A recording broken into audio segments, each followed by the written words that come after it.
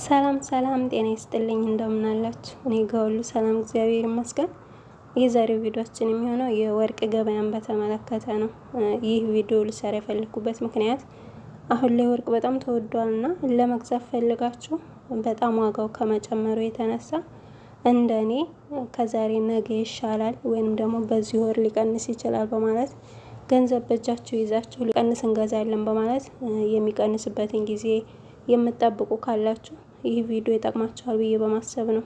በነገራችን ላይ ወርቅ መግዛት የሚጠቅመው ለጌጥ ብቻ ሳይሆን ገንዘብ ይይዛል። ያ ማለት ምንድነው? ገንዘብ ኖሮን ወርቅ ብንገዛ እስከፈለገን ድረስ እንለብሰዋለን ወይንም ደግሞ እናጌጥበታለን። ገንዘብ ስናጣ ደግሞ ስንቸገር ሸጠን ለችግራችን እናውለዋለን። ለገንዘብ መለወጥ እንችላለን ማለት ነው።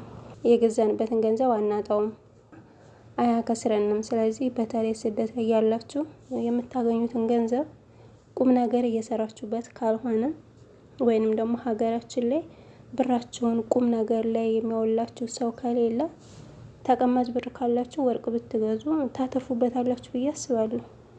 ይህንን ልል የቻልኩበት እኔም በራሴ ስላየሁት ነው። እዚህ ጋር የምታዩቸውን ኮልኮሌዎች በአንድ ጊዜ አይደለም የገዛኋቸው፣ በተለያየ ወቅት ነው የተገዙት። ኮልኮሌ ያልኩት ያው ትንንሽ ስለሆኑ ነው። ይሄ የምታዩት ደግሞ በግራም 217 ሂሳብ ነው የተገዛው። መቼ የተገዛው? የዛሬ አመት ማለት ነው። የዛሬ አመት ግራም 217 ሂሳብ ማለት ነው። ያው መካከለኛ ነው። በጣም ቀጭን የማይባል ወፍራም የማይባል።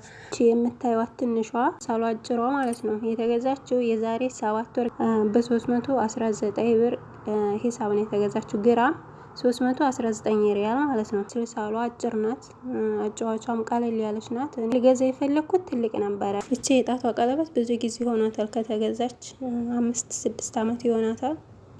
250 መሰለኝ የተገዛችው። ያው አሁን ላይ ያለው ገበያና በዛን ሰዓት ያለው ገበያ ሰማይና ምድር ነው፣ አይገናኝም። ይቺ ደግሞ አሁን አዲስ የገዛኋት ናት። ከበፊቱ በጣም ጨምሮ ስላገኘሁት ባዶ እጄን ከመመለስ ብዬ ይቺን ይዤ መጥቻለሁ።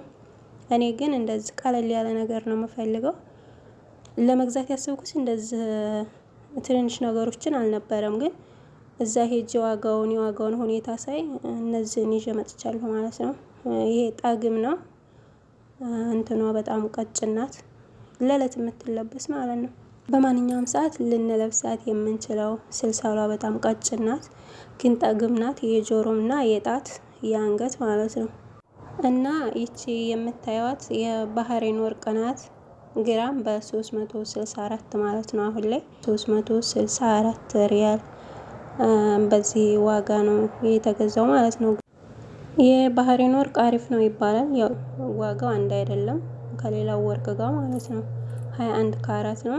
በ364 ሂሳብ ነው የተገዛችው። ይቺ የጆሮም አላት የጣትም አላት።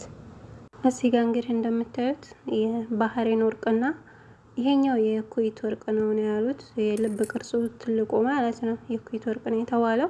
ልዩነቱ እንግዲህ ያው እንደምታዩት ነው። የባህሬን ወርቅ በጣም አሪፍ ይባላል፣ ግን እኔ እንደዚህ በአይኔ ሳየው የሚመቸኝ ከለሩ የኩዌት የተባለው ነው። የባህሬን ወርቅ ሰንቧለው ነው። ድምቅ ያለው ደግሞ የኩዌት ወርቅ ነው የሚባለው፣ ግን ውድ የሚባለው የባህሬን ወርቅ ነው። አሪፍም የሚባለው የባህሬን ወርቅ ነው። እኔ ግን ከለሩ ምርጫዬ ይሄኛው ነው። ይሄ የባህሬን የሚባለው ሰንቧላው ነው። ይሄኛው ደማቁ ነው ማለት ነው። እና የባህሬን ወርቅ ግራም 364 ሲሆን ይሄኛው ደግሞ 345 ነው ማለት ነው። እና የዋጋ ልዩነት አለው። እና አሁን እኔ እዚህ ጋር ዋናው ነገር ማስተላለፍ የምፈልገው ምንድነው? ያው እናንተ እንደነገርኳችሁ እያንዳንዱ በአንድ ቀን ስላልሆነ የተገዛው በጊዜ የወራት ልዩነት ስላለው ምን ያክል ዋጋው እየጨመረ እንደሆነ ምን ያክል የዋጋ ልዩነት እንዳለው እንድታስቡት ነው። የዛሬ አመት የገዛሁት 217 ነው። አሁን ደግሞ አዲስ የገዛኋት 364 ግራም ማለት ነው። 364 ሪያል ናት። የዛሬ 7 ወር ደግሞ የገዛሁት በ319 ብር። በ7 ወር ልዩነት ምን ያክል የዋጋ ልዩነት እንዳለው እና ደግሞ በአንድ አመት ውስጥ ምን ያክል የዋጋ ልዩነት እንዳለው የዛሬ አመት በ217 ብር ግራም 217 ብር ገዝቼ በዚያን ሰዓት ምን ነው ደህና ወርቅ ገዝቼ ቢሆን ብዬ በጣም ነው የተናደድኩት አሁን ላይ ማለት ነው። እንደውም ሳልገዛ የመጣሁት እኔ የምፈልገው ያው ይሄንን አይነት አይደለም፣ ባዶ እጄን ከመለስ ብዬ እኔን ይዤ የመጣሁት እንጂ ጠግም የሆነ ትልቅ ነበር የምፈልገው።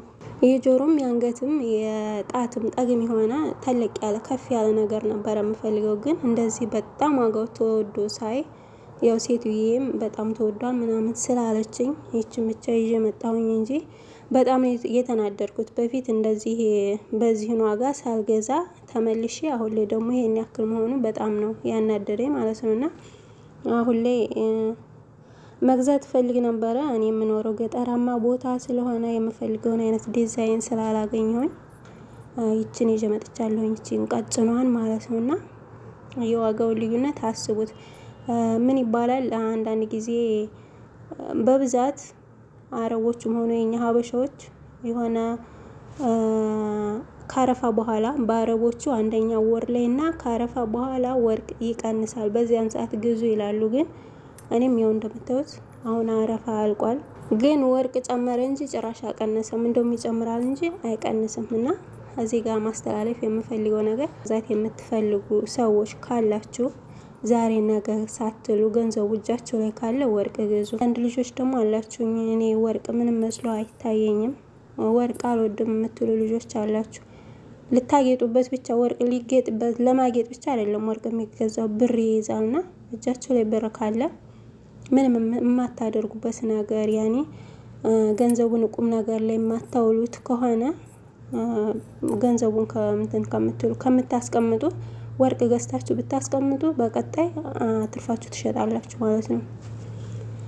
እኔ የመጀመሪያውን በ217 ሂሳብ ስገዛ ወይ በርከት ያለ ወይንም ደግሞ ተለቅ ያለ ወርቅ ገዝቼ ቢሆን በአሁኑ ሰዓት አስቡት ስንት እንደሚሸጥ ማለት ነው።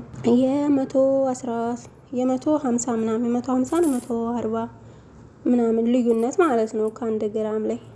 እና በዚያን ሰዓት የምፈልገውን ወርቅ ገዝቼ ቢሆን ከአንድ ግራም ላይ 150 ወይንም 140 ምናምን ገንዘብ አድን ነበረ ማለት ነው።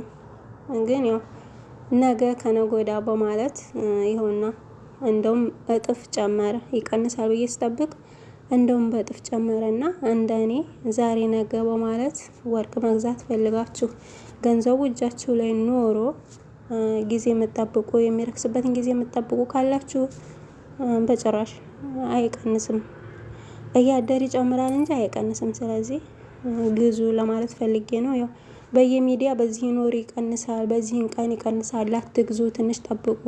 እኔ ራሱ ሴትዮ ናት እንደዚህ እንትን ልትለኝ የቻለችው።